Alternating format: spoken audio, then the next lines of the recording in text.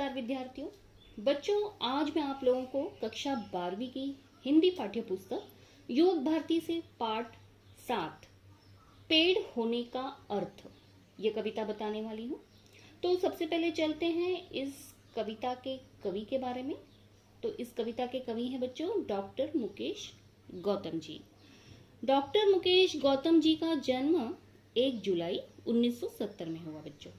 और डॉक्टर मुकेश गौतम जी ने आधुनिक कवियों में अपनी विशिष्ट पहचान बनाई है। वे आज के मनुष्य की समस्याएं और प्रकृति के साथ होने वाला जो क्रूर अत्याचार है वो अपनी कविताओं में प्रखरता से उभारा है। सामाजिक सरोकार की जो भावना होती है इनके काव्य में इनके मुख्य स्वर होते हैं। बच्चों, इनकी कुछ प्रमुख कृतियां हैं वो इस तरह से हैं कि अपनों के बीच, सतह और शिखर, सच्चाइयों के रूबरू, वृक्षों के हक में, लगातार कविता, प्रेम समर्थक है पेड़, इसकी क्या जरूरत थी, कविता संग्रह है आदि। बच्चों, ये कविता नई कविता की विधा है और इस कविता का हेतु ये है कि पेड़ और मनुष्य का नाता आदिकाल से रहा है।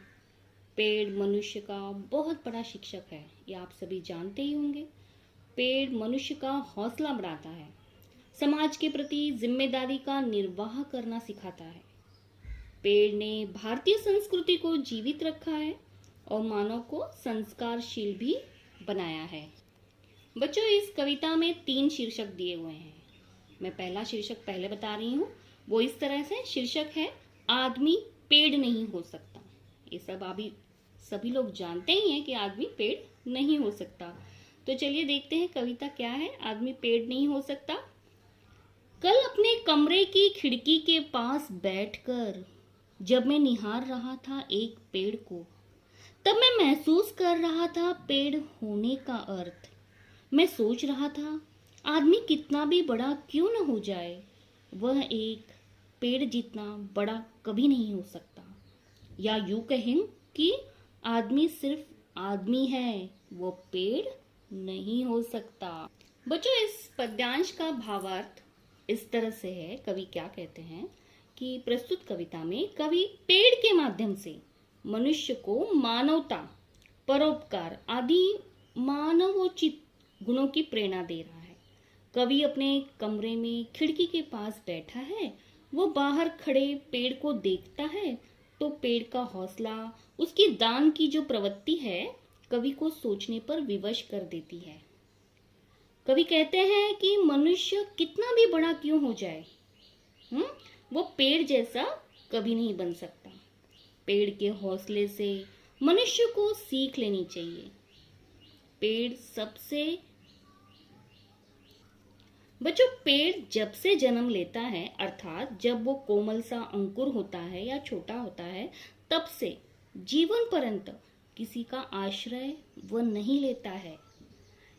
कैसी भी आंधी तूफान आए या सामने कोई कैसा भी बड़े से बड़ा प्रतापी राजा आ जाए, पेड़ कभी किसी के सामने नहीं झुकता। जब तक पेड़ जीवित रहता है, जैसी भी परिस्थिति हो, एक ही स्थान पर खड़े खड़े उसका डटकर सामना करता है। जबकि मनुष्य का स्वभाव है कि शक्तिशाली व्यक्ति या स्वार्थ पूर्ति करने वाले के पैरों में नाक रगड़ने से भी वो नहीं कतराता। साथ ही जरा सी प्रतिकूल परिस्थिति या कठिनाई वाली परिस्थिति आ जाने पर या किसी कार्य में मनचाही सफलता न मिलने पर यहाँ पर मनुष्य का हौसला टूट जाता है, यानी मनुष्य हौसला अपना खो बैठता है। इस पद्यांश में कवि यही बताना चाहते हैं। बच्चों, दूसरे पद्यांश की ओर चलते हैं। उसका शीर्षक इस तरह से हौसला है पेड़।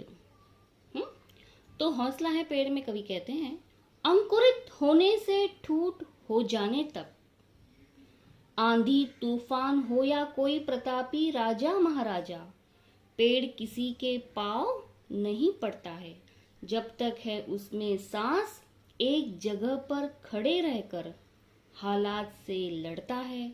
जहां भी खड़ा हो, सड़क, झील या कोई पहाड़, भेड़िया, बाघ, शेर की दहाड़, पेड़ किसी से नहीं डरता है। हत्या या आत्महत्या नहीं करता है पेड़, थके राहगीर को देकर छांव व ठंडी हवा राह में गिरा देता है फूल, और करता है इशारा उसे आगे बढ़ने का। पेड़ करता है सभी का स्वागत, देता है सभी को विदाई। गांव के रास्ते का वह पेड़ आज भी मुस्कुरा रहा है, हालांकि वो सीधा नहीं, टेढ़ा पड़ा है। सच तो यह है कि रात भर तूफान से लड़ा है, खुद घायल है वो पेड़, लेकिन क्या देखा नहीं तुमने, उस पर अब भी सुरक्षित चहचहाते हुए चिड़िया के बच्चों का घोंसला है। जी हाँ, सच तो यह है कि पेड़ बहुत बड़ा हौसला है। बच्चों, इस दूसरे पद्यांश का भावार्थ इस तरह से कवि यहाँ पर कहते हैं कि पेड़ जहां भी खड़ा हो, चाहे सड़क पर हो, किसी झील के किनारे हो या फिर पहाड़ के ऊपर हो, उसकी मनोस्थिति एक जैसी रहती है। पेड़ के सामने भेड़िया, बाघ जैसे हिंसक पशु आ जाए या शेर दहाड़ने लगे, पेड़ किसी से नहीं डरता, जबकि मनुष्य हिंसक पशु के सामने आने पर डर से ही मर जाता है। पेड़ मनुष्य के समान न कभी किसी की हत्या करता है, न ही आत्महत्या। इसके विपरीत पेड़ थके हुए यात्रियों को ठंडी हवा भी देता है, शीतल छाया देता है। यही नहीं, पेड़ राहगीरों के समक्ष पुष्प की वर्षा करके मानो उन्हें अपनी राह पर आगे बढ़ते रहने की प्रेरणा भी देता है। पेड़ के समीप जो भी आता है, पेड़ सभी का स्वागत करता है।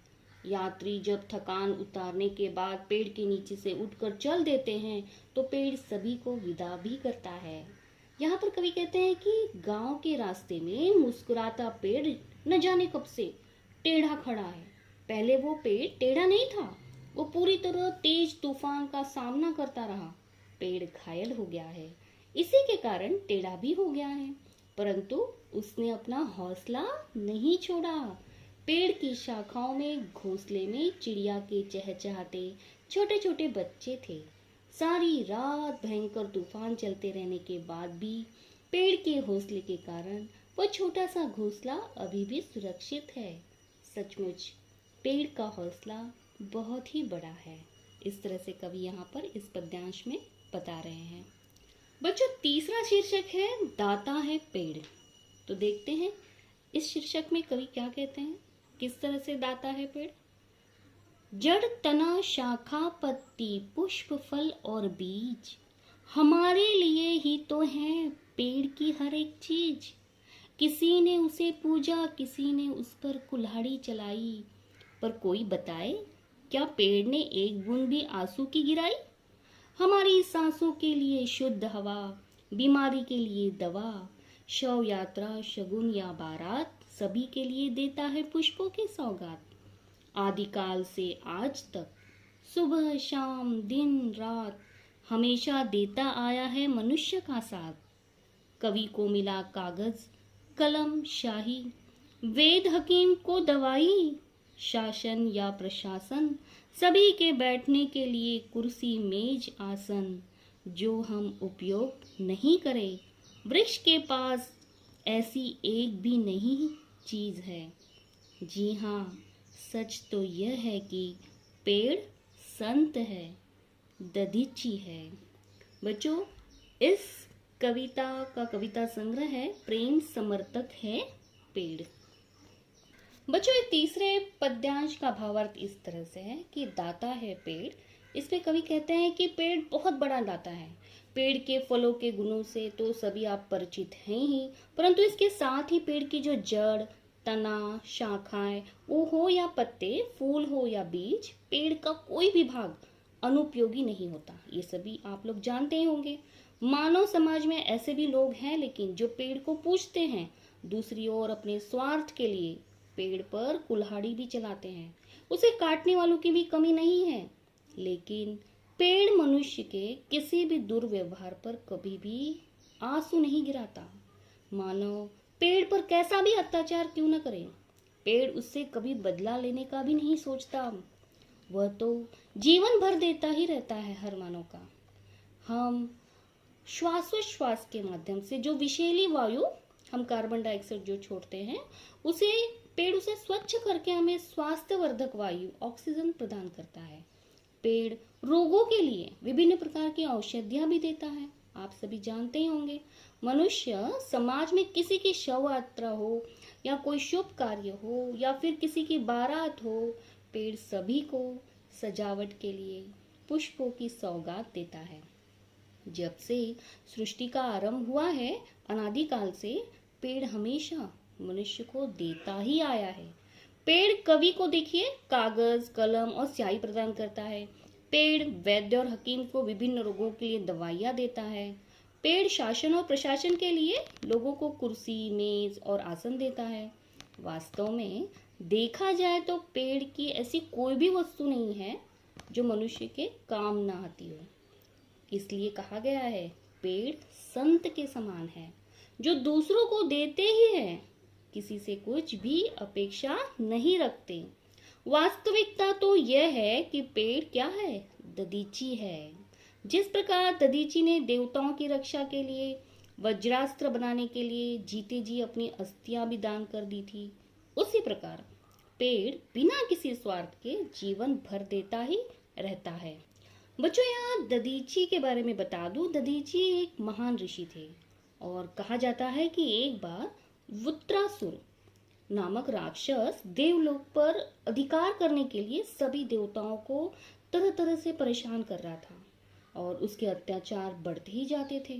ब्रह्मा जी ने देवताओं को बताया कि वृत्रासुर को मारने का एक ही उपाय है, वह है पृथ्वीवासी आत्मत्यागी महर्षि दधीची की अस्थियों से बना वज्र बनाए।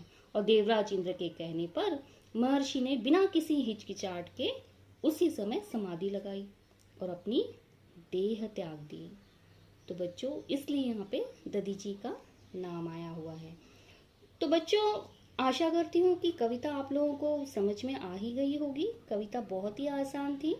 तो फिर मिलते हैं अपनी अगली वीडियो में, तब तक Go and subscribe to my channel. Also press the bell icon.